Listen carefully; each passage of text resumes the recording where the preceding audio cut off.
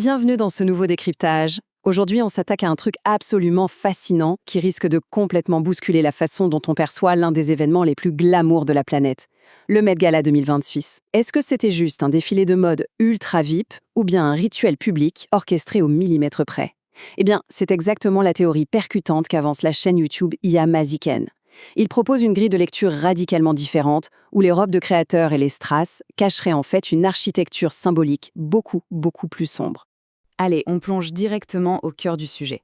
Pour vraiment capter l'ampleur de cette théorie, il faut d'abord regarder le décor dans son ensemble. Et franchement, le contraste est saisissant. Imaginez un peu la scène. D'un côté, à l'intérieur du musée, on a ce spectacle hyper luxueux, des célébrités intouchables qui célèbrent le thème « La mode est un art » avec des milliardaires en guise d'hôtes. Et littéralement juste de l'autre côté des murs, la réalité brute. Des travailleurs d'Amazon qui manifestent contre leurs conditions de travail au point de déposer 300 bouteilles de fausse urine devant les marches pour dénoncer les cadences infernales. C'est exactement dans ce climat de tension extrême que s'est déroulée la soirée. Du coup, pour cartographier cette thèse de manière totalement impartiale, voici notre plan d'attaque en 6 points. 1. L'envers du décor. 2. L'anatomie d'un rituel. 3. La mort comme invité. 4. L'innocence sacrifiée. 5. Les symboles de contrôle mental. Et enfin, 6. La grammaire du pouvoir. On attaque tout de suite avec la première partie, l'envers du décor ou l'architecture cachée. Selon la source, le pouvoir financier qui tire les ficelles de ce genre d'événement préfère largement rester dans l'ombre. Ce qui est super intéressant ici, c'est la dynamique du pouvoir en jeu. On le sait, Jeff Bezos et Lauren Sanchez étaient les présidents honoraires de l'édition 2026. Mais l'analyse pointe un détail crucial. Lauren Sanchez a monté les marches toute seule devant les flashs, pendant que Jeff Bezos, qui est quand même le pilier financier de la soirée, aurait carrément utilisé une entrée dérobée. Il a évité les projecteurs et bien sûr les manifestations à l'extérieur. La théorie avance donc ça. Le vrai pouvoir reste invisible. Il finance, il orchestre, mais toujours depuis les coulisses. Ce qui nous amène à la deuxième partie, l'anatomie d'un rituel. C'est vraiment le postulat de base de cette théorie. Le Met Gala n'est pas une simple fête de la mode, c'est un véritable rituel public. Bon, posons les bases. Quand on parle de rituel, on ne parle pas de réunions secrètes dans des caves obscures à la lueur des bougies. Pas du tout. En anthropologie, un rituel, c'est un acte collectif et codifié. Ça sert à organiser la hiérarchie, à transmettre des valeurs et surtout à définir ce qui est sacré ou normal dans une société. Et la source insiste lourdement là-dessus. Les rituels les plus puissants se passent en pleine lumière, sous nos yeux, avec la participation du public. D'ailleurs, si on fait un petit saut dans le temps, la mécanique a toujours existé. Au Moyen-Âge, l'Église utilisait les fresques immenses des cathédrales pour expliquer l'ordre du monde. Au XXe siècle, les régimes totalitaires utilisaient l'architecture monumentale pour imposer le respect et le contrôle. Eh bien, en 2026, selon la thèse, les élites modernes utilisent simplement les cérémonies médiatiques de masse, comme le Met Gala, pour normaliser leurs propres valeurs. Passons à la troisième partie, la mort comme invité. C'est là qu'on entre dans le vif de l'analyse visuelle, avec ce premier grand thème repéré sur le tapis rouge, l'esthétisation de la mort. Alors regardons ces tenues de plus près, parce que les parallèles tirés par l'analyse sont assez lourds. Prenons Beyoncé, qui est apparue dans une espèce de tenue de squelette luxueux.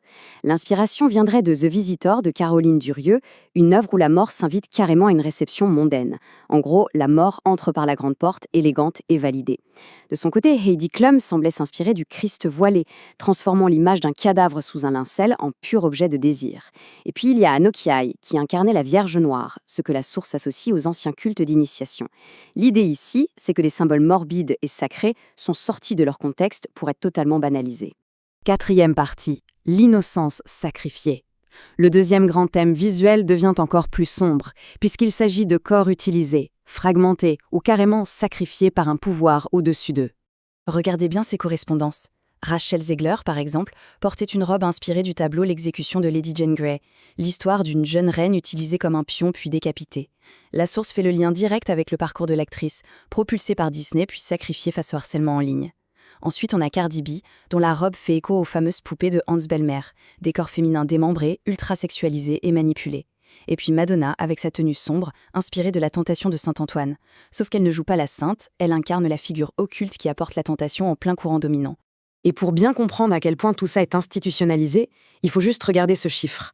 Presque 1 million de dollars.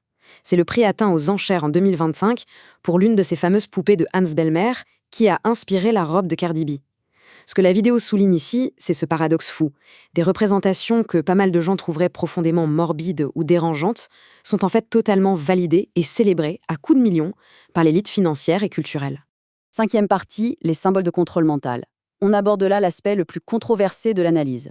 Selon la source, le tapis rouge baignait littéralement dans l'esthétique du projet MKUltra et de la programmation Monarch. Pour bien suivre, la vidéo liste une grammaire visuelle très spécifique que l'industrie utiliserait en boucle.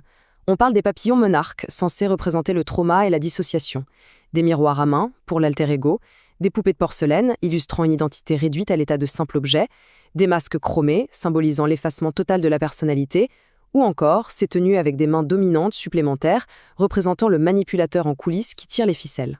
Et ça illustre brillamment la façon dont ces théories s'incarnent sur le tapis rouge. Janelle Monáe, par exemple, portait une tenue recouverte de fils électriques et de papillons monarques, une représentation très littérale du câblage mental, selon l'analyse. Gwendoline Christie tenait un masque miroir de son propre visage, ce qui est décodé comme l'alter ego fixant l'identité d'origine. Quant à Maria Zardoya, elle se baladait avec une poupée de porcelaine identique à elle-même, l'image parfaite de l'identité inanimée et sous contrôle total. Sixième et dernière partie, la grammaire du pouvoir. Du coup, on en vient au but ultime. Pourquoi toute cette coordination visuelle ? Pour capter l'immense fossé entre ce qu'on voit et ce que ça veut dire selon la théorie, prenons le cas du masque de la fille de milliardaire Anania Birla.